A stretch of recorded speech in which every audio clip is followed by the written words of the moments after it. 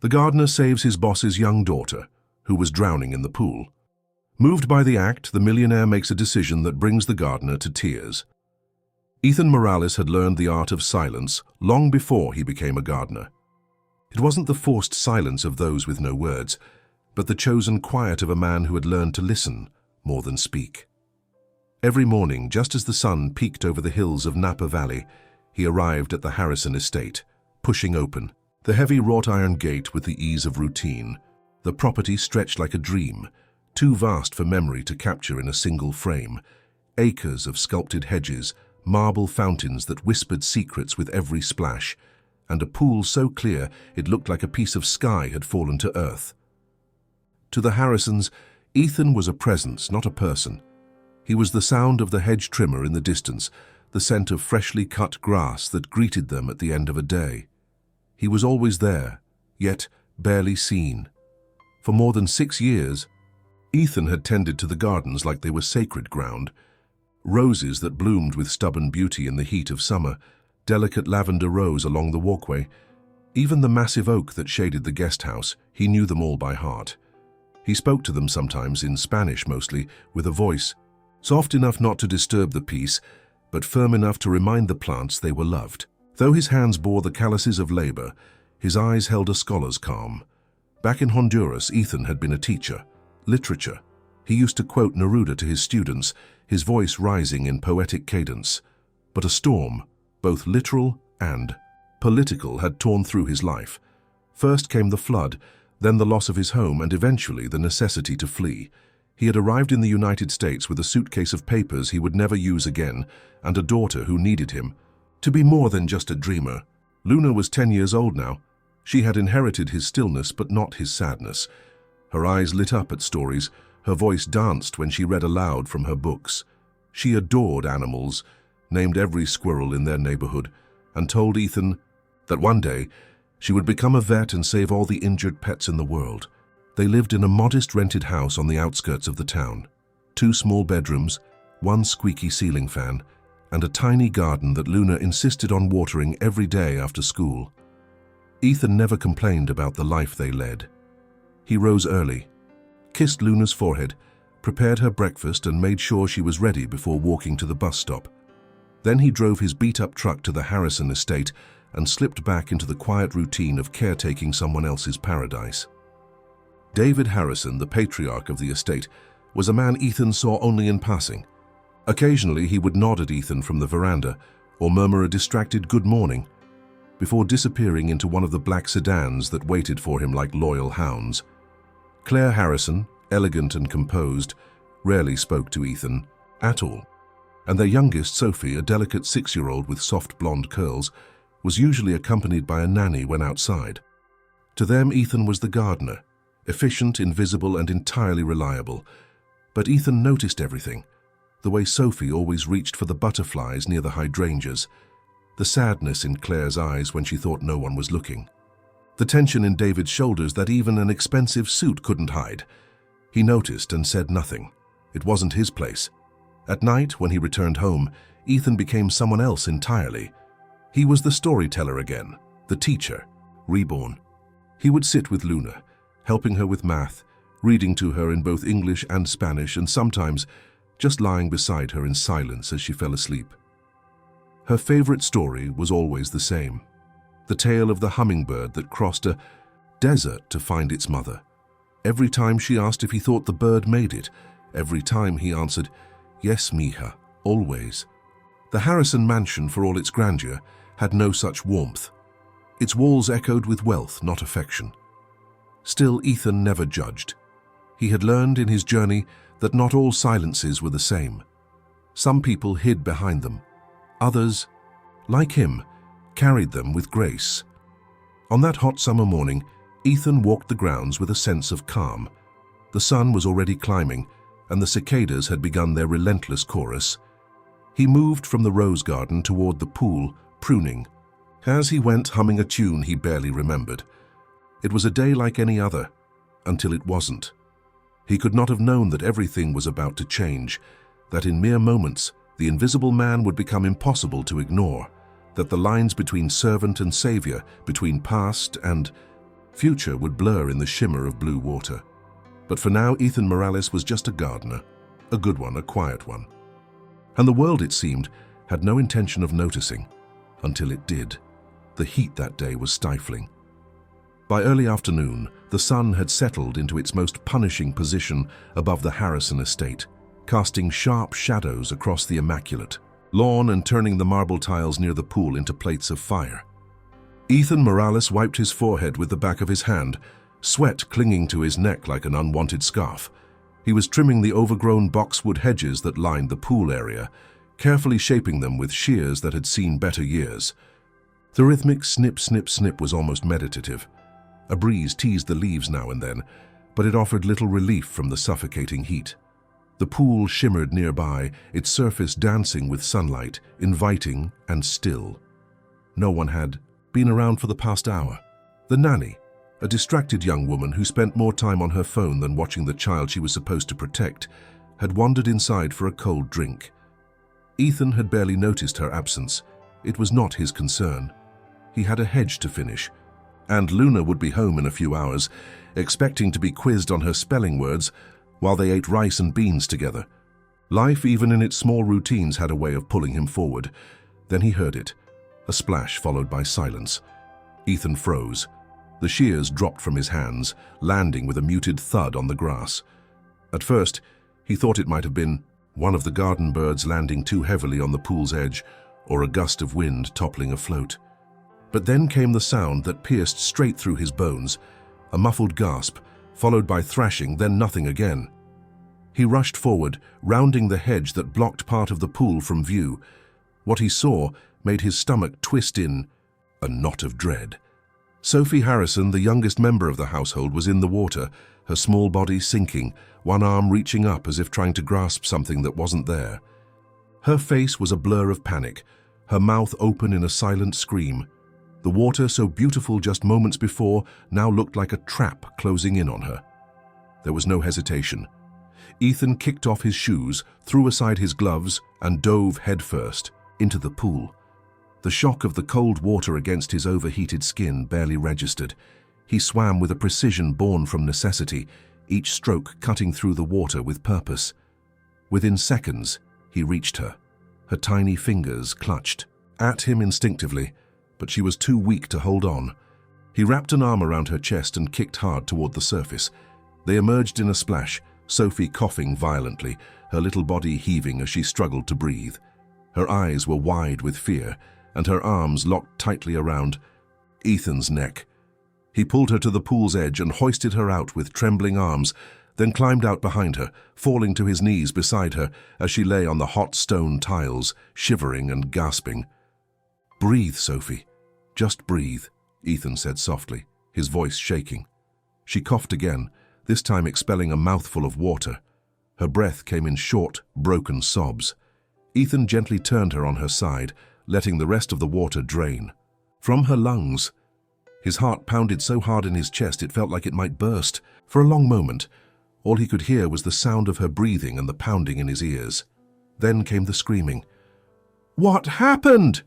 Claire Harrison's voice tore through the air as she ran down the patio steps, her silk dress fluttering, like a flag of panic. Behind her, David Harrison stormed down with a look of raw terror on his face. Both parents reached the pool in a rush, dropping to their knees beside their daughter. Claire scooped Sophie into her arms, cradling her and checking every inch of her body, as if to confirm she was real and still breathing. David's eyes darted between Sophie and Ethan, wide and wild, trying to process what had just happened. Ethan stepped back, his hands still dripping. His soaked clothes clung to his body, his breath shallow from the exertion. He didn't speak. He didn't know what to say. He had just done what needed to be done. Did you save her?" David asked, his voice cracking under the weight of the moment. Ethan nodded once, slowly. "She fell in. I saw her. I went in." Claire let out a strangled sob, hugging Sophie tighter. The little girl, still trembling, pointed at Ethan and whispered something that only her mother could hear. Claire turned to him, then really looked at him, as if seeing his face for the first time. Her lips parted, but no words came. David placed a hand on Ethan's shoulder.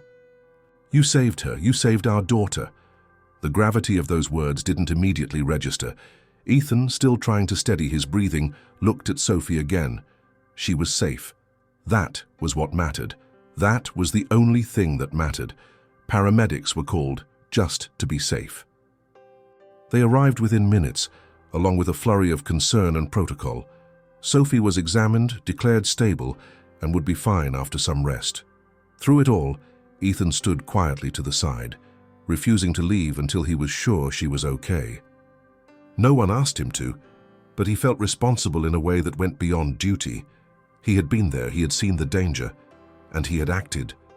When the ambulance left and the estate began to calm, Ethan slipped away. He changed into the spare clothes he kept in the tool shed, towel-dried his hair, and returned to his work. The hedge wasn't going to trim itself, and he didn't want Luna to worry if he got home late. As he pushed the shears back into motion, he could still hear the splash, still feel the weight of Sophie in his arms.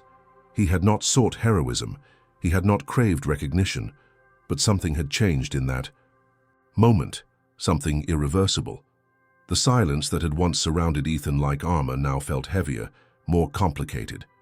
Because now they had seen him, really seen him, and it was only the beginning.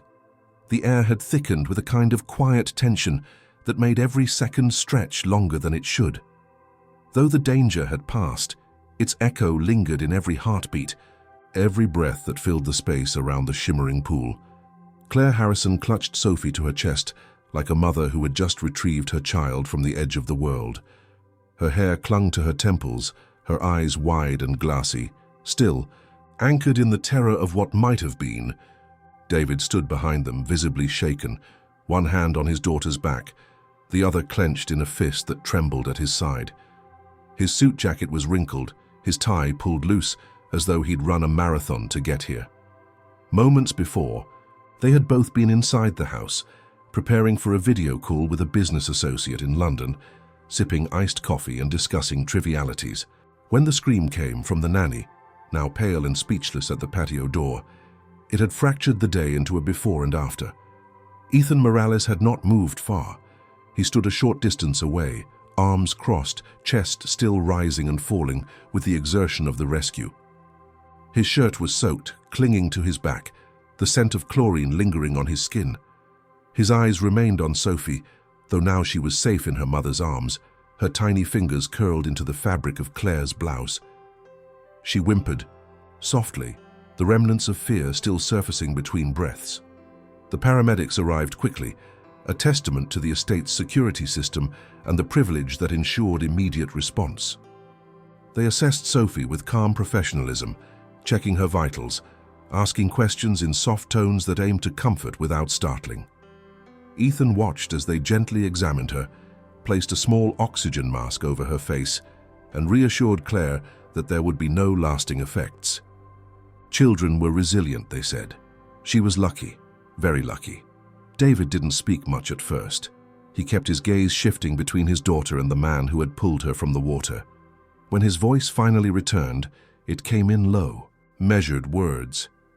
"You saw her fall?" Ethan nodded. "I heard the splash. I turned the corner and saw her going under." "You didn't hesitate?" "She was alone. There was no time to think." David's jaw flexed. He looked down, then back at Ethan. "Thank you," he said, the words quieter than they should have been for a moment so monumental. Ethan didn't answer right away. He felt the weight of the moment press against his chest like a hand. It wasn't pride or relief. It was something heavier, something unresolved. "I just did what anyone would have done," he replied, voice steady. Claire turned then, her expression unreadable. Her makeup had smudged at the corners of her eyes, and her usually composed demeanor now bore the softness of raw emotion. She looked at Ethan as though seeing not just a gardener, but a man, one who had placed himself in harm's way for a child not his own. "You saved her life," she said, more to herself than to him. Then louder, "You saved our little girl." Sophie, still nestled against her mother, peeked over her shoulder. Her eyes met Ethan's. They didn't hold fear. They held something closer to wonder. She gave a small nod, almost imperceptible. a silent gesture of connection that said more than words could. The rest of the afternoon blurred. The nanny was questioned and then dismissed quietly, her carelessness noted without ceremony. Staff members murmured among themselves, news of the incident spreading quickly across the estate. No one knew exactly what had happened at first, only that Sophie had fallen, Ethan had jumped in, and now everything was different. David and Claire stayed with Sophie until the medical team cleared her to rest in her room. A nurse was called in to stay overnight. Claire refused to leave her daughter's side, but David did something unexpected. He walked back out to the garden where Ethan was gathering his tools, as if intending to return to work as usual. "You don't have to finish today," David said. Ethan looked up, surprised. "I'd prefer to. It helps me think." David watched him for a moment, then stepped closer. "Do you have children?" Ethan nodded. "A daughter, Luna, 10 years old." David exhaled through his nose, slowly. "Then you understand." Ethan didn't reply. There was no need to. Every parent understands the weight of that fear, the image of a child in danger, the helplessness that follows. David stood beside him in silence for a moment, then gestured toward the pool. "You were in the right place at the right time." "I was lucky to have seen her," Ethan replied. "A few more seconds." The thought hung in the air, unfinished. David didn't interrupt it. He simply nodded, then extended a hand. It was the first time he had ever done so. "Thank you, Ethan." Ethan hesitated for just a second before shaking it. Their hands met, calloused skin against smooth palm. It felt like the smallest of bridges being built, fragile and new. As the sun began to lower over the hills, casting long shadows across the lawn, Ethan finally packed his tools into the shed. His shirt was mostly dry by now, and his heart had slowed, but the events of the day played over and over in his mind. Sophie's sinking form, the silence of the water, the weight of her in his arms, the trembling of her voice when she clung to him, and now the way the Harrisons had looked at him, not with indifference, but with something closer to acknowledgement. He drove home in silence, the engine of his old truck groaning up the slope of the driveway.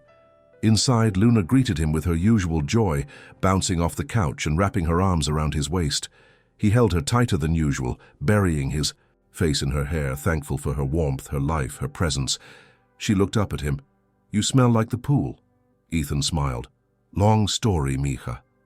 He didn't tell her everything. Not yet. But he knew that the ripple from today's events would carry far beyond the stillness of the water. Something had shifted in the soil beneath his feet, in the air he breathed. He had always been a quiet man. But that day, silence had given way to action. And in doing so, it had changed everything. The days that followed the rescue were quieter than usual, but not in the way Ethan Morales had grown accustomed to. The silence that once comforted him now carried a different weight, watchful, curious, unsettled. It was as though the air around the Harrison estate had changed, filled with questions no one dared to ask out loud. Ethan continued his work as if nothing had happened, as if his clothes had not been soaked with chlorine and adrenaline, as if he had not pulled a child from the jaws of a quiet, unspoken tragedy. Yet nothing about his routine felt the same. He arrived each morning with the same punctuality, tending the roses and trimming the hedges, keeping his tools sharp and his movements efficient. But now, eyes followed him. The staff, once casually, indifferent to his presence, now offered nods, soft greetings, even lingering glances. Some of the younger workers whispered in passing, murmuring phrases like "that's him" when they thought he couldn't hear. They looked at him differently, not with awe or fear, but with something like respect, an uncomfortable kind that made him feel exposed, as if the role he had carefully constructed over the years was slipping from his grasp. The Harrisons themselves were no longer distant silhouettes behind glass walls. David began appearing more often during the mornings, sometimes standing on the veranda with a coffee in hand, eyes scanning the garden, stopping at Ethan. Their exchanges were brief, a nod, a quiet "morning," a glance that lingered a moment too long. Ethan responded politely, always returning to his work as soon as the moment allowed. Claire, too, had changed. She no longer passed by without acknowledgement.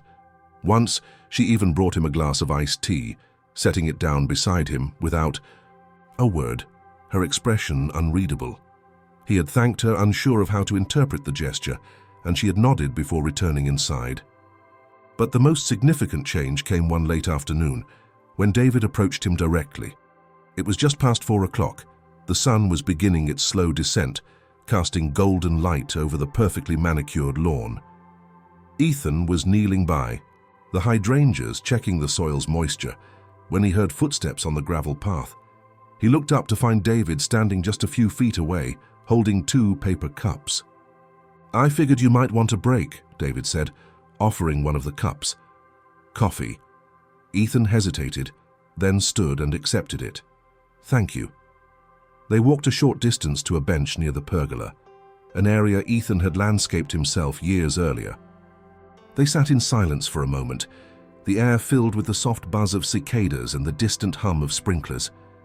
"I've been meaning to talk to you," David began, his voice measured. "I just haven't known how." Ethan said nothing, sipping his coffee. "That day," David continued, "you did something that I can't put into words. You didn't just act. You didn't just save a life. You saved our life, mine and Claire's. If we had lost her—" He paused, staring into his coffee, his jaw tightening.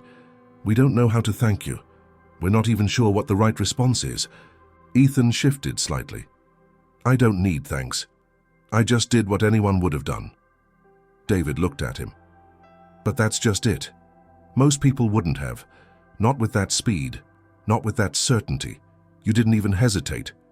"I didn't think," Ethan said. "I just moved." There was a long pause. David nodded slowly. "I've spent most of my life in boardrooms, making decisions that feel important. But they're not. Not like this. Not like what you did. You made the right decision in a fraction of a second. That's something I don't know if I could have done." Ethan looked away, uncomfortable with the praise. He wasn't used to being the subject of such attention. His role had always been clear. Stay in the background, do your work well. Avoid drawing notice. But now the lines were blurring. David leaned back on the bench, watching the light filter through the leaves above them. "Claire can't stop talking about it. About how calm you were, about how Sophie hasn't stopped asking about you. She says you're her hero." Ethan's chest tightened at the word hero. It felt too heavy, too grand. He wasn't a hero. He was a father who had imagined his own daughter in that pool. He was a man who had simply done what he knew had to be done. "I'm just glad she's safe," Ethan replied softly. David nodded again. Then, after a pause, he said, "Do you mind if I ask you something more personal?" Ethan gave a slight shrug. "Depends on the question. You've been with us for years, always on time, always quiet, always dependable, but we never really knew you. Not like this. Claire and I realized we don't even know your story. Where you're from? How you ended up here?" Ethan hesitated. His past was not something he often shared. It wasn't shame that held him back, but the fear that the weight of it might shift how people saw him. Still, something in David's voice told him this was not curiosity for curiosity's sake. "I was a teacher," he said finally. "Back in Honduras. Literature, high school level." David raised his eyebrows, clearly surprised. "Really?" "Yes, I loved it. Teaching kids to find their voice in stories. But things changed. There was a storm. A flood. It took our home. Then came the political mess. I lost my job. We lost everything. I had a choice, stay and risk everything or leave and try to start again." "And you came here," David said, "with my daughter, Luna. She was 4 then. I took whatever work I could get. Cleaning, construction, gardening. This job, your estate, it gave me stability, safety." David listened in silence, then said, "That's incredible, what you've done for her." "I just try to make sure she's okay, that she has a chance. That's all any father wants." The moment stretched between them, not awkward but full. A mutual understanding passed through the silence, a recognition that went beyond class or background. 2 fathers, each carrying their own version of fear and hope. David stood, finishing his coffee. "Thank you for telling me, and thank you again for what you did." Ethan nodded. "Of course." As David walked away, Ethan sat alone for a moment longer. The tension that had followed him since that afternoon had not lifted, but it had changed shape. It was no longer suspicion or uncertainty. It was the weight of being seen. For the first time in years, someone had looked past the uniform, past the job title, past the silence. And though he wasn't sure what that meant yet, he knew something was beginning to shift. The next morning, when he arrived at the estate, the gate was already open, and for the first time a handwritten note was waiting for him in the garden shed. It read simply, "Thank you. Let's talk again soon." The note in the garden shed remained untouched for a long while. Ethan had stared at it for several minutes before placing it gently inside his pocket, careful not to bend the corners. It wasn't the words themselves that unsettled him, but the idea behind them. A door had opened. A door he had spent years ensuring remained closed. As he went about his work that day, each movement felt slightly more deliberate, each glance from the Harrison household more meaningful than before. And yet Ethan knew that the gesture was genuine. David Harrison wasn't a man known for theatrics. If he said they would talk again, it wasn't a courtesy. It was a promise. That promise took form later that same week, under the canopy of a soft afternoon sky. David asked Ethan to meet him in the sunroom, a space that Ethan had seen only from the outside until then. He entered quietly, wiping his hands on his work. Pants, still unsure of what this invitation meant. David stood near a large window, looking out at the sprawling vineyards in the distance. He motioned for Ethan to sit in one of the armchairs, then sat opposite him, no desk between them, no barrier of power. Just two men facing each other in the calm after a storm. "I wanted to hear more," David said after a pause. "About who you are, where you come from, if you're comfortable sharing, of course."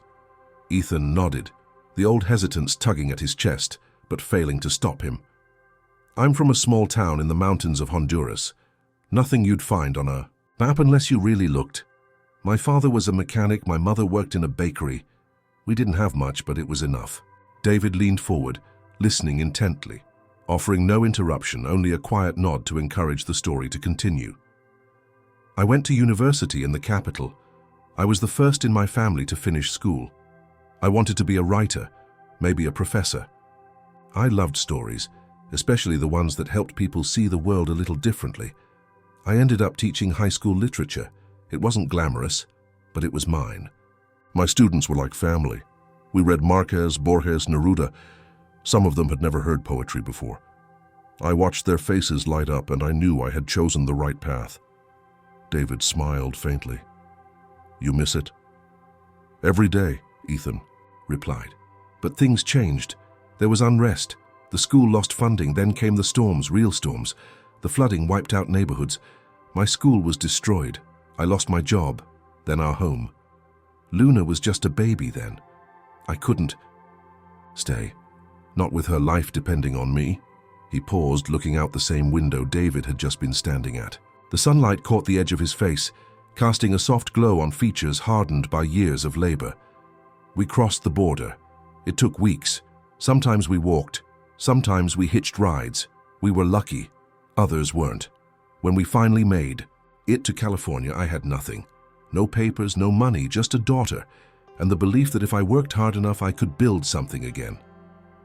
David exhaled slowly, absorbing the gravity of the journey. "How did you end up working here?" "Through a friend of a friend. I started doing lawn care for smaller homes, then word spread. Eventually, someone recommended me to your estate manager.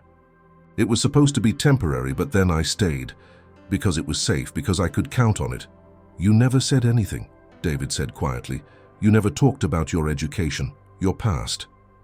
"It didn't seem relevant. I was hired to take care of your garden, not your bookshelves, and I needed the work more than I needed anyone to know I'd once been something else." There was a long silence between them, one that didn't feel uncomfortable. It felt necessary, a space where the truth could settle without being dissected or judged. David finally said, "It is relevant now, more than ever. You have more depth than most people I know in my circles, and the fact that you've gone through all of that and still chose to jump into that pool without a second thought. It speaks volumes. Ethan looked away, the compliment burning hotter than the sun outside. That wasn't about the past. That was just instinct. David stood, walked slowly to a cabinet near the wall and pulled out a bottle of whiskey and 2 glasses. He poured a small amount into each, then handed one to Ethan. "You said you read Neruda to your students. Do you still remember the verses?" Ethan accepted the glass, unsure of what to say. Then, after a pause, he recited softly, "I want to do with you what spring does with the cherry trees." David chuckled. That was Claire's favorite line when we were dating. She still keeps a copy of 20 love poems by her bedside. They drank in silence, the whiskey warming their throats, the moment softening the walls that had existed between employer and employee for far too long. "Ethan," David said after a while, "I don't know what's coming next, but I want to make something clear. That day when you saved Sophie, it wasn't just about that moment. You saved her because of everything that came before, your discipline, your courage, your strength, and I want to help you now, because I should have seen all that before it took a crisis to show it." Ethan didn't respond immediately. His throat felt thick, not from the whiskey, but from the sudden weight of being understood, of being seen. For the first time in years, he felt like his story hadn't disappeared into the silence he had built around himself. It had been heard, and not just heard, valued. That evening, as he drove home, the sun dipped low behind the hills, casting long shadows across the road. Luna waited on the porch, arms crossed, pretending to be stern as she always did when he was late. But when he stepped out of the truck and walked toward her, she ran into his arms, burying her face in his shirt. "You're late," she said into his chest. "I was talking," Ethan replied, holding her tight. "I was telling someone our story." Luna looked up at him. "Our story?" "Yes," he said, brushing her hair behind her ear, "and it turns out it's just beginning." The sky above the Harrison estate carried the pale gold of early morning light, a soft hue that made the white stones of the garden path appear almost glowing. Ethan Morales arrived, as he always did, before the sun had fully risen. His tools were already in hand, his gloves worn but reliable. Yet something felt altered, not in the way the garden looked, but in how he was beginning to move through it. He no longer passed unnoticed. The quiet greetings had become warmer, less habitual. Even the estate's housekeeper, who used to barely nod in his direction, now offered him slices of banana bread with her morning tea, always wrapped in napkins printed with blue roses. These gestures, however small, seemed to whisper the same message: "You matter." Still, Ethan remained focused. Even after the talk in the sunroom, after revealing pieces of a life he had long kept private, he returned to his duties with the same precision. His pride wasn't built on recognition, but on purpose.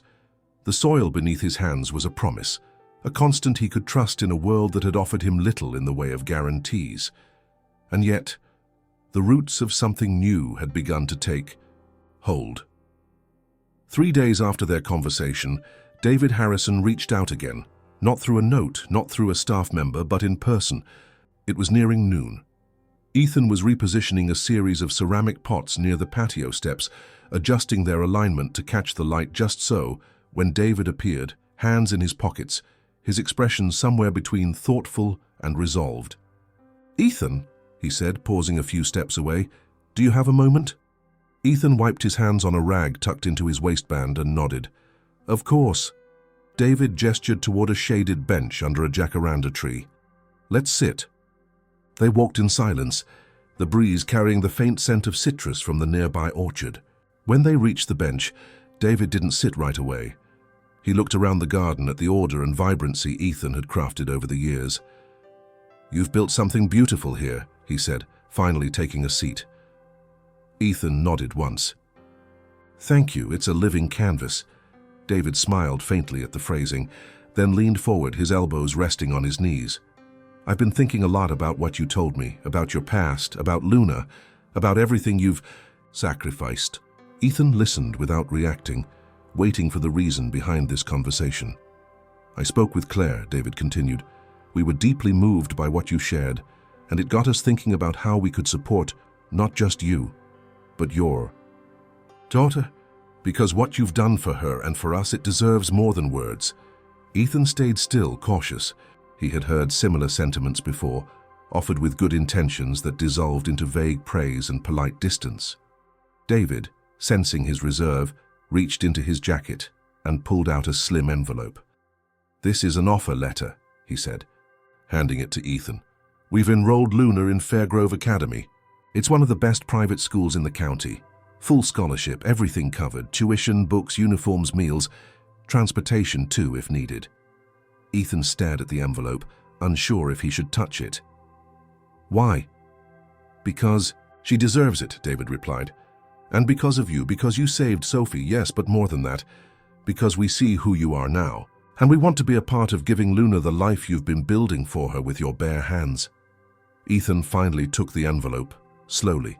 He opened it, revealing a neatly typed letter with the school's official seal, his daughter's name in elegant script at the top. It didn't look real, it looked like something from a movie, something meant for someone else. "I don't know what to say," he murmured. David leaned back, his tone softening. "You don't have to say anything now. Take time to think about it. Talk to Luna. Visit the school if you'd like. There's no pressure, but the spot is hers if you want it." Ethan looked down at the letter again, then closed the envelope carefully. "It's overwhelming." "I understand," David said. "It's a big change, but sometimes the right opportunities come dressed like impossible gifts." The rest of the day passed in a haze. Ethan continued working, but his thoughts kept circling the envelope now tucked inside his tool bag. When he returned home that evening, Luna was at the kitchen table drawing animals with colored pencils. She looked up and smiled as he entered, then tilted her head curiously. "You look like you saw a ghost," she said, hopping off her chair to give him a hug. Ethan held her for a long moment, then crouched to her level and placed the envelope in her hands. "What's this?" she asked, eyes wide. He smiled softly. "A chance. One I never had." She opened it carefully, her eyes moving over the words, not understanding all of them, but grasping enough. "Is this real?" "Yes, Mika," he said. "It's real. They want you to go to a new school, a very good one." Luna blinked, then looked up at him. "But I like my school." "I know," Ethan said gently. "But this one, it could open doors. Doors I couldn't even see when I was your age." She was quiet for a moment. Then she asked, "Will it make you proud if I go?" "I'm already proud of you," he said. "Every day. But this could help you do even more with that bright little mind of yours." She nodded slowly. "Okay, but only if you still pick me up every day." "Always," he said, pressing his forehead to hers. That night, after Luna had gone to bed, Ethan sat alone in the small living room, the envelope beside him. He thought of the road from Honduras, the long nights in shelters, the days without food, the fear that had lived like a second skin over every step of their journey. And now, here they were, being offered a future that felt like sunlight breaking through. After a decade of clouds, he didn't know where this path would lead. He didn't know what challenges lay ahead, but for the first time in a long while, he felt like he was no longer walking alone, and that made all the difference. Fairgrove Academy stood like a castle of promise. Its ivy-covered brick walls stretched high, its windows arched like cathedral glass, and the front courtyard bloomed with manicured flowers that seemed almost too perfect to be real. When Ethan first approached the building, hand in hand with Luna, he felt the weight of years pressing on his chest. Years of sacrifice, uncertainty, labor in the shadows. He hadn't dressed differently than usual. A clean shirt, ironed with care, jeans without holes. His boots were polished, though still marked by a gardener's life. Luna wore the uniform they had picked up days before, a navy blazer, pleated skirt, white blouse, and shiny black shoes that made her walk like she was balancing on air. She gripped his hand tighter as they crossed the threshold into the school's administrative office. The air inside was crisp and scented faintly with lavender. A receptionist welcomed them warmly, and within minutes, the headmistress arrived. She was tall, with silver-streaked hair and sharp eyes that softened the moment she knelt to greet Luna. "You must be our new scholar," she said, shaking Luna's hand. "We've been waiting for you." Luna looked up at her father, then nodded. "I'm Luna Morales." The woman smiled. "A beautiful name. Come, I'll show you around." As they walked through the corridors, Ethan's eyes scanned the space, absorbing everything. The polished wooden lockers, the rows of framed student art, the library filled with light and shelves that stretched high into the ceiling. He saw students his daughter's age sitting in small groups, reading aloud from books, using tablets, solving math problems in bright open rooms. He saw teachers who greeted students by name, who bent down to their level and looked them in the eye. For Luna, the tour was a mix of awe and quiet hesitation. She stayed close to Ethan's side, her gaze darting from walls to floors to doorways, her shoulders slightly tense. When they reached her future classroom, she peeked in but didn't speak. The teacher, a smiling woman with kind eyes and an easy laugh, welcomed them inside and showed Luna the desk with her name already printed on a card. "She'll do well here," the woman said softly to Ethan. "I can already tell." He gave a small nod, but inside his heart raced. This was a world far from what he had known, far even from the public school Luna had previously attended. Here there were expectations unspoken, rhythms unfamiliar, social codes carved into every polished surface. Would she fit in? Would she be accepted? Or would she spend her days on the edges, looking in the way he often had? When they returned home that evening, Luna was unusually quiet. She sat at the kitchen table, drawing again, her pencil moving in slow, uncertain lines. Ethan watched her for a moment, then asked gently, "Are you nervous?" She shrugged. "A little." "You don't have to be," he said. "They're lucky to have you." "What if I don't make friends?" she asked. Ethan walked over, crouched beside her and looked at the page. She was drawing a girl herself, he realized, standing in front of a large building, alone. "It takes time," he said, "but you're brave. You always have been." Luna looked up at him. "Will you wait for me after school?" "Every single day," he said. The following week marked the start of Luna's new chapter. On the first morning, she adjusted her collar in the mirror with shaky fingers while Ethan prepared her lunch in the tiny kitchen. They left earlier than usual, taking the long route by car. As they neared the school, Luna leaned her head against the window and whispered, "Don't let me be late." "You'll be early," he smiled. "The best kind of student." "Tatui." The gate's other children were arriving in sleek SUVs, stepping out with confidence, some escorted by parents in suits, others by drivers in uniform. Ethan parked the truck along the curb, helped Luna with her backpack, and walked her to the main entrance. She hugged him tightly before stepping through the door, casting one last glance back at him. He waved, holding his hand in the air, long, after she had disappeared inside. He stood there for a while, watching the building, watching the other families, absorbing the strangeness of the moment. Then he returned to his truck and drove to the Harrison estate, arriving 10 minutes later, further than usual. No one commented. Instead, Claire met him near the east garden, holding a small paper bag. "For Luna," she said. "Cookies for her first day." Ethan accepted them with a quiet thank you. Claire hesitated, then added, "You're giving her something most children never get, the courage to start again." Ethan didn't answer. He simply nodded and turned back to his work. As the days unfolded, a rhythm emerged. Each morning he drove Luna to Fairgrove. Each afternoon he waited for her in the same spot just past the iron gate. At first she walked toward him slowly, her steps unsure, her eyes searching the crowd.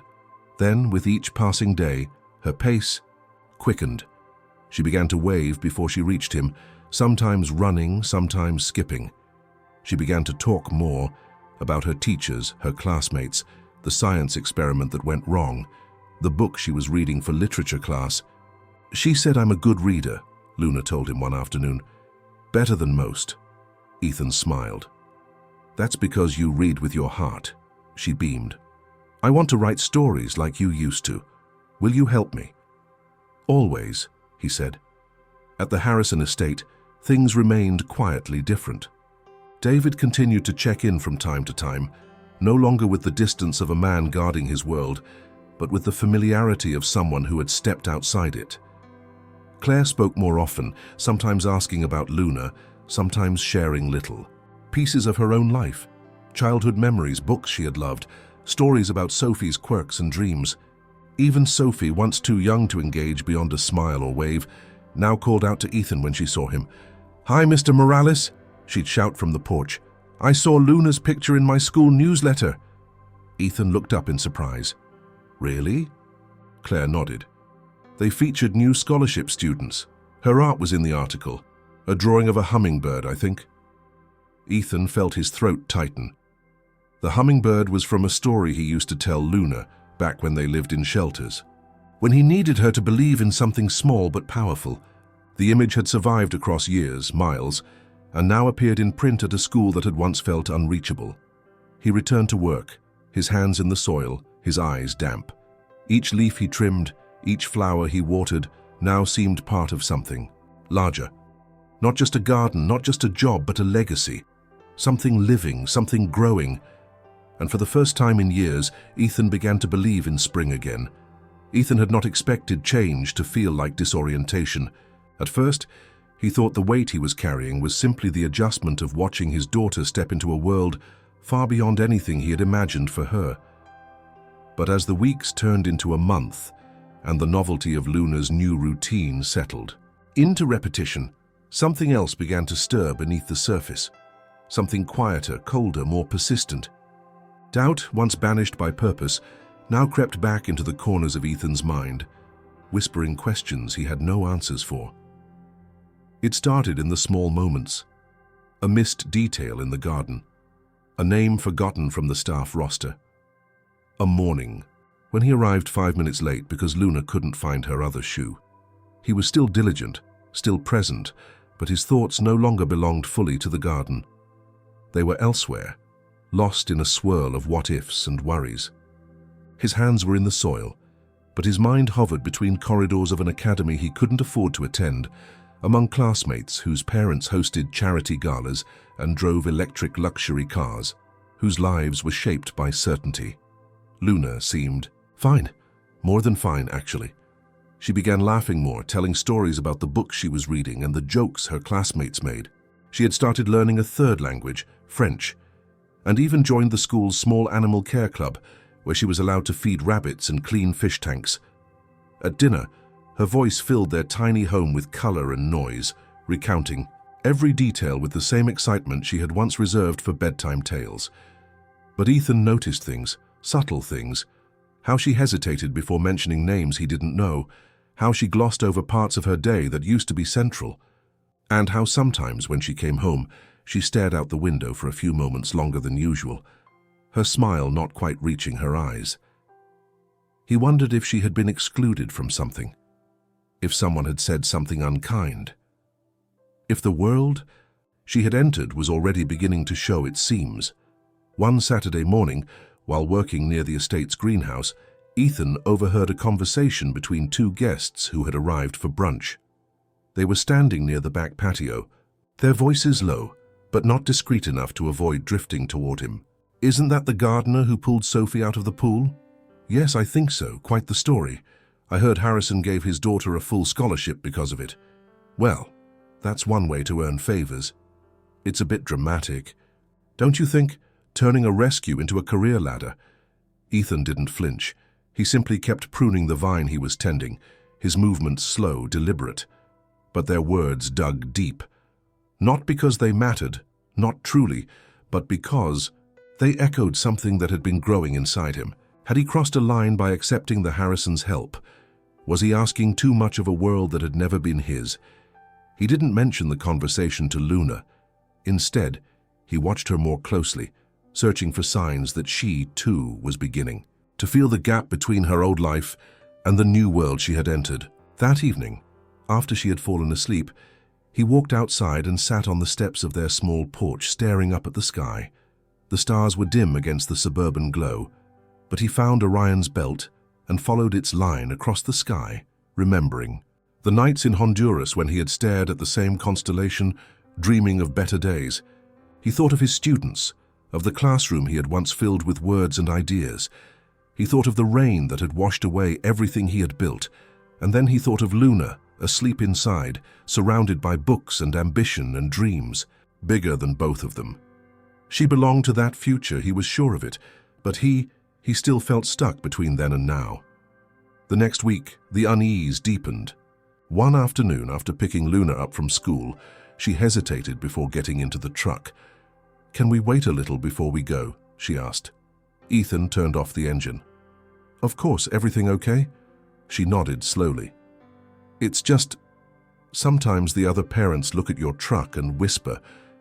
I don't think they know I can hear them." Ethan's breath caught.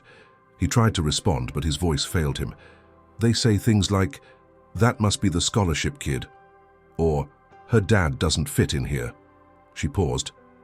"It doesn't bother me, not really, but I thought you should know." Ethan swallowed hard. "Thank you for telling me." She leaned her head on his shoulder, her voice small. "I don't care what they think. I just want to stay. I like it there, even if it's hard." He wrapped an arm around her and held her tightly, trying to ignore the way his heart ached. "Then you will stay and we'll face whatever comes." But later, alone in the shed where he kept his tools, Ethan allowed himself a rare moment of weakness.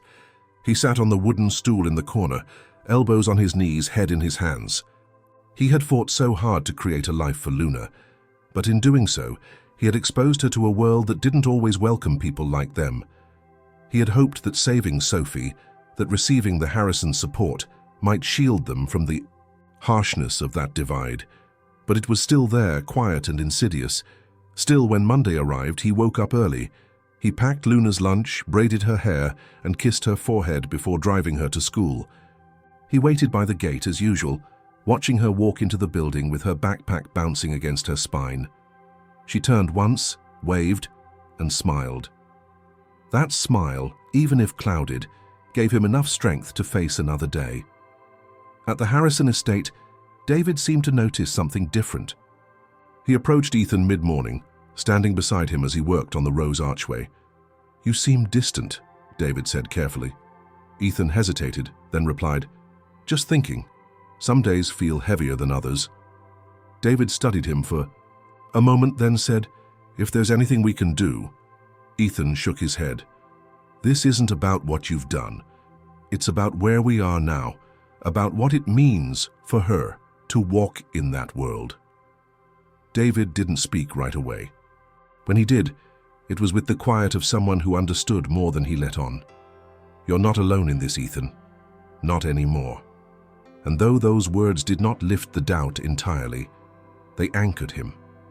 For now, it was enough. Enough to keep going. Enough to believe that even in the face of whispers and exclusion, Luna's journey was still worth every bruise it left behind. Autumn brought with it a gentler light to the Harrison estate. The vines surrounding the property began to turn shades of gold and rust, and the mornings arrived with a crispness that made the breath visible in the air. Ethan Morales welcomed the season. He found comfort in the transition, in the quiet rhythm of falling leaves and the way the soil responded to cooler temperatures. The garden was alive in a different way, subdued but steady, and Ethan worked with a kind of calm he hadn't felt in weeks. Still, the doubt lingered, not as sharp as before, but present like a shadow at the edge of his thoughts. Luna continued to thrive academically, though she didn't always say much about her days. Ethan learned to read her silences, recognizing when she needed space and when she needed to be pulled gently into conversation. She still smiled when she saw him waiting at the school gate, still shared little victories, a good grade, a compliment from a teacher, but he could tell she was filtering her experiences, choosing carefully what to bring home and what to leave behind. It was during a routine visit to Fairgrove Academy, about a month into the new school year, that Ethan experienced something unexpected, something that would not only erase the doubts that had grown in his heart, but also solidify everything he had begun to believe about the choices he had made. He had been invited to attend a special parent event, an open house designed to showcase the students' projects and give families a chance to walk through the school halls, meet the faculty, and see firsthand the work their children had been doing. Ethan almost declined the invitation. He worried about how he would be perceived, about whether he would stand out for the wrong reasons, but Luna insisted. "Please come," she said the night before, her voice earnest. "I want to show you something." So he went. He dressed in his best clothes, a dark button-down shirt, clean slacks, and the same boots he wore every day, but polished with care. When he arrived, the school was already buzzing with families, many of whom greeted one another with familiar ease. Ethan walked quietly, moving from classroom to classroom, following the schedule Luna had given him. Teachers welcomed him warmly. Some had already met him during drop-offs or pickups. Others introduced themselves with kind words about Luna's intelligence, her thoughtfulness, her curiosity. It wasn't until he reached the hallway outside the art studio that everything changed. A display board stretched along the wall, filled with drawings and paintings submitted by students for a themed project titled Family Inspirations. Each piece was mounted with a caption written in the child's own hand, describing the meaning behind their work. Parents gathered in small clusters, pointing at pieces with pride, reading aloud the captions, snapping photos. Ethan walked slowly, scanning the artwork. Birds, trees, grandparents, pets, houses, books, all lovingly rendered. Then he saw it, a drawing of a man diving into a pool. His form was mid-air, caught in motion, arms outstretched, body arched toward the water below. Beneath him, a smaller figure, clearly a child, was submerged, one hand reaching up. The background was filled with vibrant blues and greens, and the lines, though simple, carried an emotion that struck Ethan in the chest like a wave. He recognized the scene instantly. His eyes moved to the caption below the drawing, written in Luna's careful, slightly slanted handwriting. "This is my dad, Ethan Morales. He is my hero. He saved someone's life without thinking about himself. He always takes care of people, even when no one notices. He came from another country to give me a better life. He used to be a teacher, but now he works with plants and flowers. He makes everything grow, including me." Ethan read the words once. Then again, his breath caught somewhere between his ribs. The noise of the hallway faded. He reached out and touched the edge of the display, as if to make sure it was real. Around him, a few parents glanced in his direction, recognizing the resemblance between the drawing and the man now standing before it. For a long moment, he couldn't move. His throat tightened and his eyes burned. All the doubts, all the second-guessing, all the moments of wondering whether he had done the right thing, whether he belonged in this world of polished uniforms and whispered judgments, dissolved under the weight of those simple, powerful words. "She makes everything grow, including me." A voice interrupted his stillness. It was the art teacher, a young woman with paint-smudged fingers and a gentle smile. "She's very talented," she said, "and very proud of you." Ethan tried to respond, but found he couldn't speak.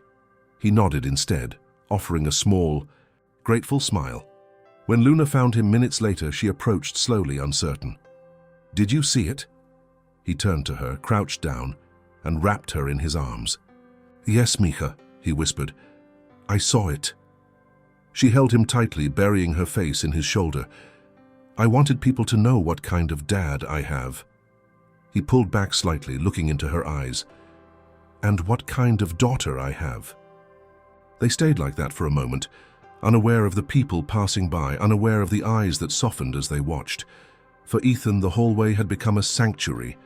That drawing, those words, were more than a tribute. They were proof. Proof that everything he had endured, every hardship, every quiet sacrifice, had not only been seen but understood. That night, after dinner, Luna placed the program from the event on the kitchen table. It was folded, slightly wrinkled, but inside was a list of all the projects and artists. Beside Luna's name, someone had written a note in pen. "Thank you for reminding us that heroes don't always wear capes.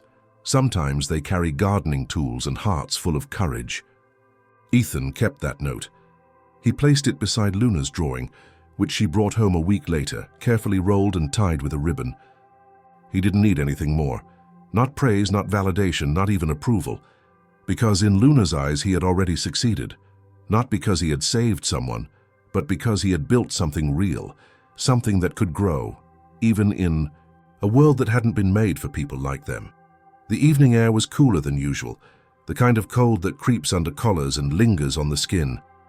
Ethan Morales stood beneath a string of lights that crisscrossed the Harrison estate's backyard, their soft glow bouncing off polished glass tables and trays of hors d'oeuvres. It was a formal dinner, hosted by David and Claire Harrison for a selection of investors, friends, and philanthropists connected to their various ventures. The invitations had been embossed, the wine imported, and the music played by a small ensemble tucked near the west patio. Ethan hadn't planned to attend. It wasn't his world. He had intended to stay out of sight, to work quietly along the edges of the event, as he often did during functions, trimming last-minute branches, aligning garden lights, making sure the roses near the entrance looked fresh. But David had approached him earlier in the week with a request that felt more like a gesture than an order. "We'd like you to join us at the dinner," David had said.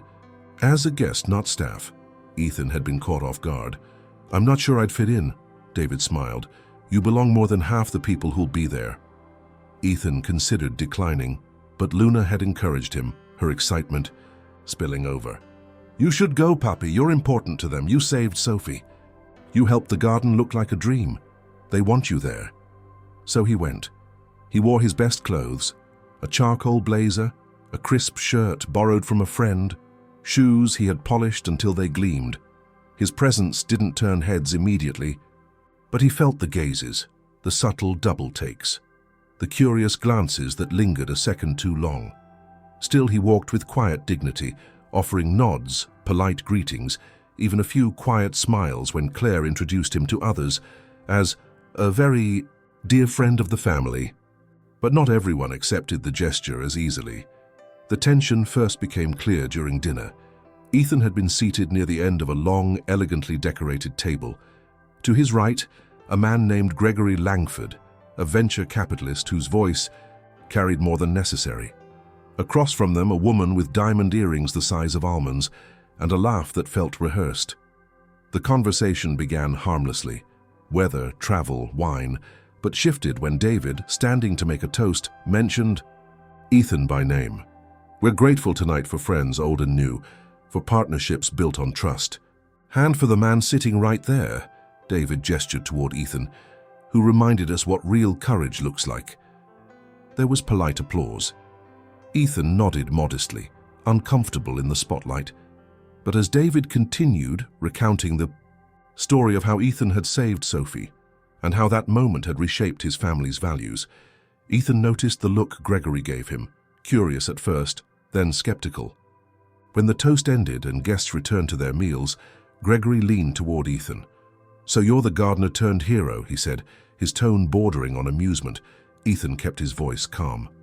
"I just did what needed to be done." Gregory chuckled. "That's quite the modest answer.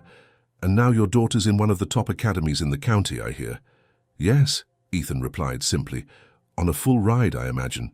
Gregory didn't wait for confirmation. "That's generous of the Harrisons, very generous. A bit of a leap, though, from landscaping to private education, don't you think?" Ethan met his gaze, steady. "I think every child deserves a chance to grow." Gregory raised an eyebrow. "Of course, but the world doesn't usually work like that. You know what they say, no such thing as a free lunch." Ethan's jaw tensed, but he kept his tone even. "Nothing about this has been free." The conversation was interrupted by Claire, who noticed the shift in tone and approached with her signature grace. "Is everything all right here?" "Perfect," Gregory said, lifting his glass. "Just discussing the economics of generosity." Claire turned to Ethan, offering a small but sincere smile. "Would you walk with me a moment?" He stood, grateful for the exit, and followed her toward the edge of the garden where the crowd thinned. "I'm sorry for that," she said quietly. "Some people see only what they want to." "It's all right," Ethan replied. "I've had worse." "But you shouldn't have to," she paused. "You don't owe anyone an explanation. Not tonight. Not ever." Ethan nodded, but the words Gregory had spoken lingered. They weren't new. He had heard them before in different forms from different mouths. The implication that his presence in these circles was conditional, unusual, perhaps even undeserved. And though he had never sought approval from people like Gregory, the reminder of how fragile his place here still was struck deeper than he wanted to admit. The rest of the evening passed slowly. He returned to his seat, spoke less, smiled less. When it was finally time to leave, he thanked David and Claire, declining the offer of a car ride home. He preferred the walk. At home, Luna was already asleep. Her backpack rested by the door, her sketchbook half open on the kitchen table. Ethan flipped through the pages slowly, each one filled with drawings of animals, plants, and people.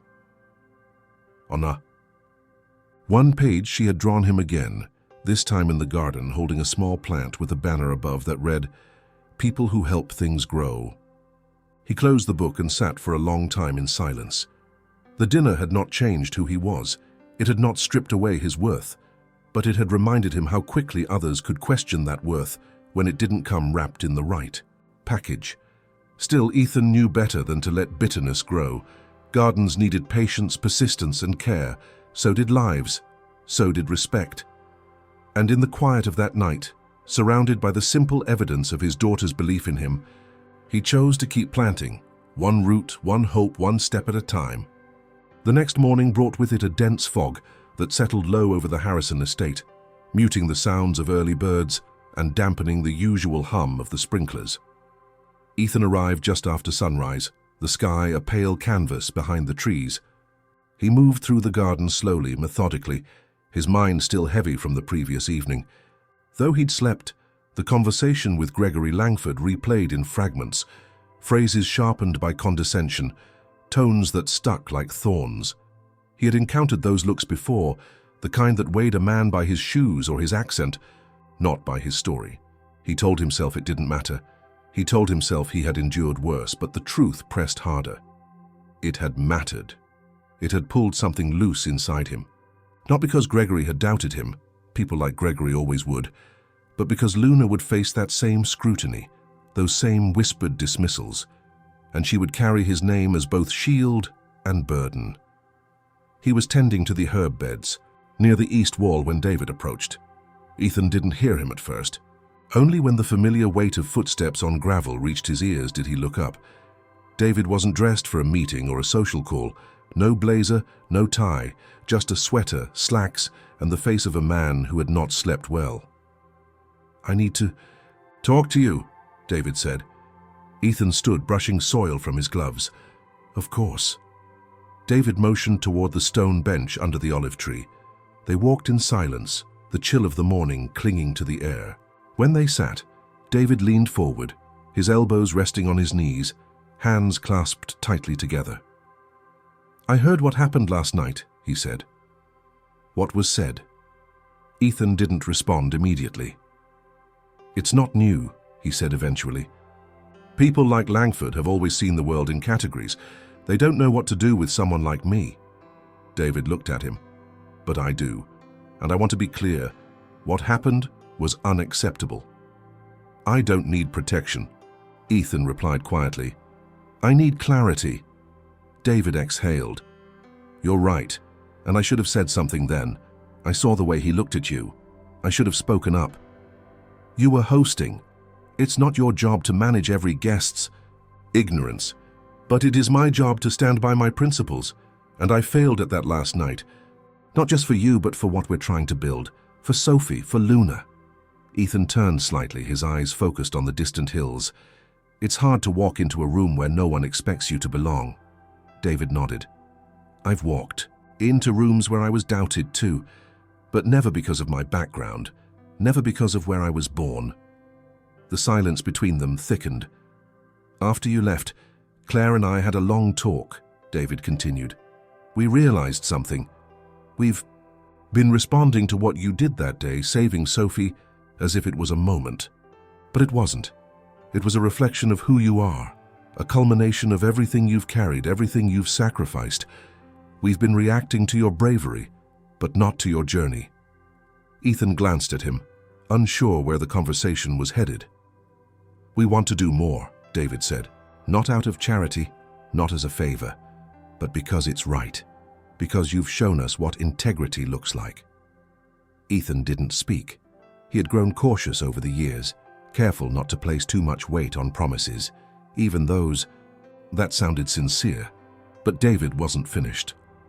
"I've spoken to the board of the Harrison Foundation," he said. "We've had an open position for a while. Director of the new Community Garden Initiative. It's part of our efforts to bring sustainable agriculture to underserved neighborhoods.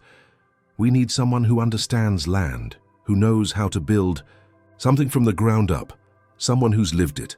Ethan's brow furrowed. "You're offering me the job?" David nodded. "With full benefits, a salary that reflects your experience, not your resume, and freedom to build the program the way you see fit. Workshops, training, mentorship. You'd be helping immigrants, like yourself, showing them how to plant roots in more ways than one." The offer landed like thunder, not loud, but undeniable. Ethan felt the earth shift beneath him, as if the years of labor, silence, and sacrifice had suddenly taken form. "I'm not a non-profit executive," he said. "You're a leader," David replied, "and you've already proven that." Ethan leaned back, the magnitude of the moment settling over him. "I don't know what to say." "Then don't," David said. "Just think about it. We're ready when you are." They sat in silence for a few moments longer, until the fog began to lift and the first light of the sun warmed the tops of the hedges. David stood and placed a hand on Ethan's shoulder. "For what it's worth," he said, "you've already changed our family. We just want to help you do the same for others." When Ethan returned to his small home that evening, Luna was already waiting at the table, sketching something new, a collection of plants, each one labeled in both English and Spanish. "Did anything happen today?" she asked without looking up. Ethan smiled, the kind of smile that comes slowly, pulled from a place deep within. "Maybe," he said. "Something unexpected, something good." She looked up, eyes curious. "Are you okay?" He nodded. "For the first time in a long, well, I think I really am." And though he hadn't yet accepted the offer, he knew something had shifted, not just an opportunity, but a recognition. A door had opened, not as a favor, but as a testament. Ethan Morales, once a teacher, now a gardener, was being seen not as a story of resilience, but as a man capable of leading, of shaping futures, not just for his daughter, but for many others who walked the same uncertain path. That night, he stood on the porch, the stars visible again in the clearing sky. And for the first time, the future didn't feel like a distant wish. It felt like something he could reach, something he could hold. For the first time in years, Ethan Morales arrived at the Harrison estate with more questions than tasks in his mind. The hedges still needed trimming, the greenhouse plants needed rotating for sun balance, and the irrigation system required a pressure check. Yet, each motion felt different, as if he were performing them not out of duty, but in farewell. The night before had passed in a haze of silence. After David's offer, Ethan had said very little, even to Luna, whose excitement about the news was palpable, though restrained by her intuitive sense of her father's gravity. Ethan had spent most of the evening sitting outside, hands clasped, the envelope with the official job proposal resting unopened on the table beside him. He had read the email once, quickly, then let it sit untouched. It wasn't that he didn't trust it. It was that the weight of the moment demanded space. He thought of Honduras, of the small schoolroom with cracked windows and the echo of his students' laughter. He thought of the journey that had taken him across borders, across years of invisibility. And now, to be offered leadership, authority, visibility and voice, it was both a gift and a reckoning. By mid-morning, he was working near the front fountain when Claire Harrison approached. She wore a wool coat and gloves, her expression calm but questioning. "David told me you haven't given him an answer yet," she said, not accusingly, just observantly. Ethan paused, lowering his shears. "No, not yet." He was worried. "He might have pushed you too hard." Ethan offered a slight shake of the head. "He didn't. I just needed time."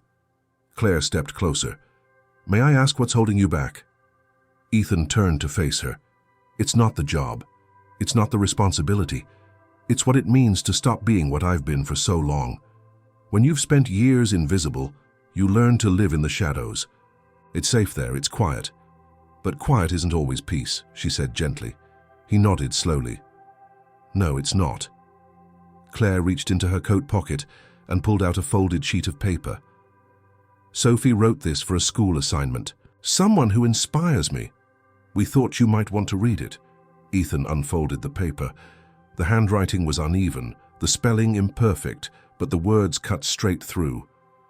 Mr. Morales is a gardener, but he is also a hero. He jumped in the water and saved me when no one else was there. But what makes him special is that he doesn't ask for anything. He just helps. My dad says he's the kind of man you remember forever. I want to grow up and be brave like him. Ethan read it twice, then folded it carefully and tucked it into his jacket pocket. I don't think you realize how much of an example you've become, Claire said. Not just to our daughter, to us and to Luna. She sees everything you do, she listens. That afternoon, when Ethan picked Luna up from school, she was waiting at the gate with a rolled-up poster and a wide grin. What's that? He asked, smiling as he opened the truck door. My final project for the semester, she said. We had to write about community leaders. Guess who I picked? He laughed softly. I have a feeling I know. She unrolled it carefully once inside the truck. The poster showed a timeline: Honduras, the storm, their journey, Ethan's, garden work, the rescue, and finally a photo of the community garden plans from the Harrison Foundation website. It's called The Man Who Planted People, Luna said proudly. Because you don't just grow flowers, you grow hope. Ethan stared at the poster for a long time. Then he took a deep breath and nodded. You really want me to take this new job, don't you? I want you to do what makes you happy, she said, but I also want people to hear your voice like I do. That evening he called David. The conversation was brief but heartfelt. I'll do it, Ethan said, but not because of what happened in the pool, because I believe in what it can mean. David's voice warmed on the other end. That's all I needed to hear. The following week was a whirlwind. Ethan began the transition from the estate to the foundation office, working with Claire and the board to finalize his role. He toured the new community garden site, met with local volunteers, and even gave a short speech at the kickoff event. It was awkward standing before so many people, but he spoke plainly from the heart. I know what it means to start over, he said, and I know how it feels to be overlooked. This garden is for people like that. People like me, people who just need a chance to grow. The applause that followed didn't matter as much as the look on Luna's face. Pride, admiration, and something else, something deeper. She wasn't just proud, she was inspired. On his last official day as the Harrison Estates gardener, Ethan arrived early. He walked the grounds slowly, touching the plants he had cared for like old friends. He whispered to the roses, adjusted the angle of a wind chime, and stood for a long moment by the pool. It looked serene, untouched by the memory of that day, but he could still see it, Sophie's small figure underwater, his dive, the chaos that followed. And yet, from that moment, had bloomed something neither he nor the Harrisons could have imagined. Before he left, he placed a note inside the shed. Thank you for giving me the space to grow. The garden will always be part of me. He didn't need applause. He didn't want fanfare. He simply stepped into a new chapter, guided not by ambition but by purpose. He had once crossed borders to find safety. Now he walked into sunlight to lead others toward possibility. And in the end, it wasn't the garden he left behind that defined him. It was the seeds he had planted, in Luna, in Sophie, in himself. Seeds that would bloom long after he was gone. The sun rose over the newly opened community garden like a silent benediction, its light stretching across rows of fresh soil, raised beds, and saplings barely tall enough to cast a shadow. The land wasn't large, but it was full of promise, a blank page waiting for stories to be written in roots and leaves. And at the center of it all stood Ethan Morales, clipboard in hand, a pencil behind his ear, and a quiet smile tugging at the corner of his mouth. It had been 3 months since he left the Harrison estate. The transition had been both swift and surreal. What had started as a single act of instinct, leaping into water to save a child, had rippled outward into a new life. Now he was the director of the Harrison Foundation's Community Garden Initiative, a position that allowed him not only to design and nurture green spaces, but to build programs for immigrant families, unemployed parents, and school children with no backyard to call their own. The title still felt foreign in his mouth, but the work fit like skin. Each morning began the same way. Ethan arrived early, before the volunteers, before the chatter and clatter of gardening tools. He would walk the perimeter, check the soils, moisture, listen to the wind moving through the trellises. And then he would pause at a small plot near the entrance, where Luna had planted sunflowers from seeds she'd saved in a paper envelope. They hadn't bloomed yet, but their stalks were tall and straight, reaching toward the sky with certainty. Luna came to the garden every Saturday, usually with a stack of books under her arm and a backpack filled with snacks, notebooks, and sketch pads. She helped with small tasks, labeling plant beds, watering the herbs, feeding the compost bins, but mostly, she observed, she asked questions, she wrote. Her latest school project, titled Roots and Wings, had earned high praise from her literature teacher who had written, "Your voice is strong, keep using it." Sometimes she read aloud while Ethan worked. Poems, stories, news articles. Once, she read an excerpt from a biography about Cesar Chavez, and afterward she said, "You're like him, Papi. You grow more than food.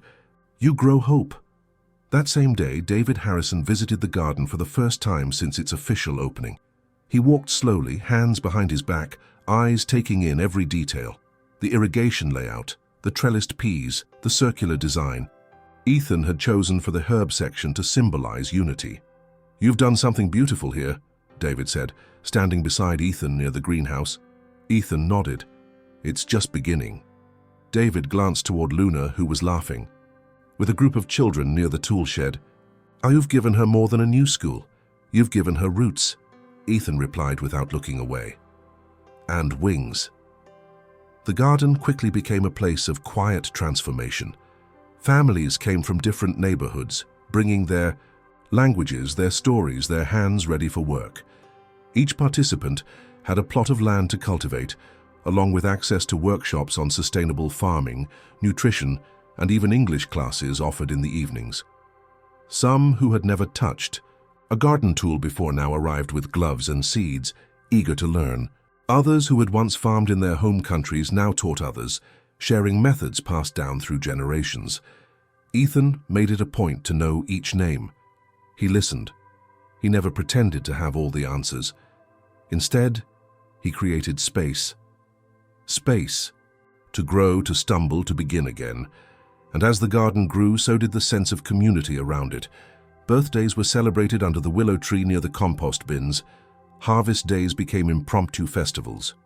And each month, a new family photo was added to the bulletin board labeled, "Here We Belong." Sophie Harrison visited once with her parents. She brought a bouquet of marigolds she had grown in her backyard and handed them to Ethan with shy pride. He accepted them with a quiet nod, and when Sophie ran off to join Luna, Claire turned to him with tears in her eyes. "We don't say it enough," she said, "but thank you for saving her. For saving us in a way we never expected." Ethan shook his head gently. "You gave me the chance to do more than survive. That saved me." By the time autumn rolled around again, the sunflowers at the entrance stood over 6 feet tall, their broad heads turning with the light, following its movement like watchful sentinels. The garden, once empty, was now a vibrant mosaic of color, laughter, and labor. And in the center, always, was Ethan, coordinating deliveries, explaining compost, ratios, calming disputes over shared tools, offering advice on soil acidity. One morning, Luna handed him a letter she had written for a school assignment. It was addressed to her future self. "Dear Luna," it began, "by now, I hope you've remembered where you came from. I hope you still believe that growing things is magic, and that kindness is strength. I hope you still call your dad your hero because he still is. I hope you still look for the hummingbirds." He folded the letter carefully and placed it inside his wallet. That afternoon, while standing near the edge of the garden and watching the younger volunteers chase a butterfly, Ethan thought about what had changed and what hadn't. He was still a gardener, still a father, still a man who preferred silence to spectacle. But now he was something else too. A leader, a mentor, a presence. He didn't wear suits. He didn't sit at boardroom tables. But people listened when he spoke. They sought his guidance. They followed him into the rows of tomatoes and bell peppers and asked how to bring something back to life. And he showed them, not just with instructions, but with belief. The land responded to care. So did people. As the day ended, Ethan stood beside Luna, looking out over the garden. The sun dipped low, casting everything in gold.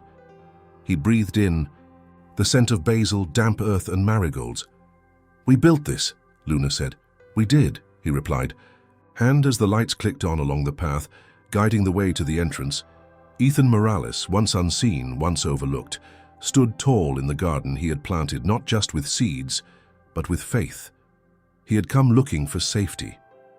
What he found was purpose. What he created was legacy. And what he left behind wherever he went next would bloom long after he was gone.